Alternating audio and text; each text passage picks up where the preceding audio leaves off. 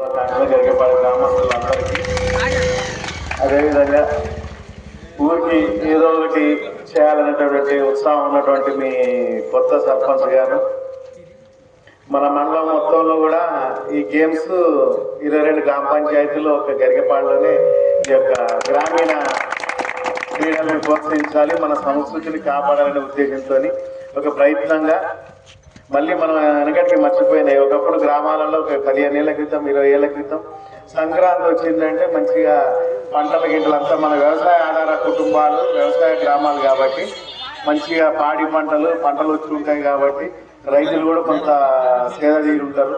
మంచిగా గ్రామీణ ప్రాంత క్రీడలు అయినటువంటి కబడ్డీ, వాలీబాల్, ఆడవాళ్ళు అయితే నేను ముగ్గుల పోటీలు ఇట్లా ఉంటుండే. రాను సంస్కృతి కొంచెం టెక్నాలజీ పెరుగుతున్న కొద్దీ మారిన తర్వాత ఏమైతుందంటే ఈ సంస్కృతి మొత్తం పోయి ఇప్పుడు కొత్తగా మనకి గ్రామాలలో మనకి పక్కనే ఆంధ్ర బోర్డర్ కాబట్టి మనకి ఈ కోడి పందాలు, పేకాట, తాగుడు, తినుడు ఇవే అయిపోయినాయి.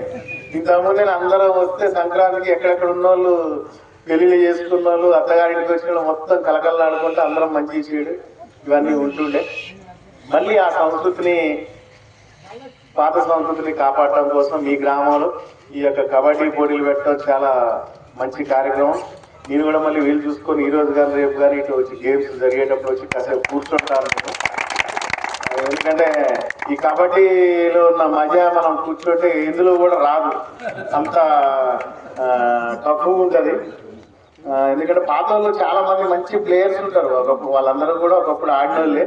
వీళ్ళంతా ఇప్పుడు వ్యవసాయం కావచ్చు, లేకపోతే ఇంకేదో కావచ్చు, కానీ అంతా క్రీడాకారులు ఉంటారు. కాబట్టి ఒక్కసారి మీ పాత క్రీడలు గుర్తు చేసుకుని ఊళ్ళో సరదాగా అందరూ కూడా ఈ సంక్రాంతిని మంచిగా జరుపుకోవాలని మరొకసారి అందరికీ గ్రామస్తులకి నా యొక్క సంక్రాంతి శుభాకాంక్షలు తెలియజేస్తున్నాను.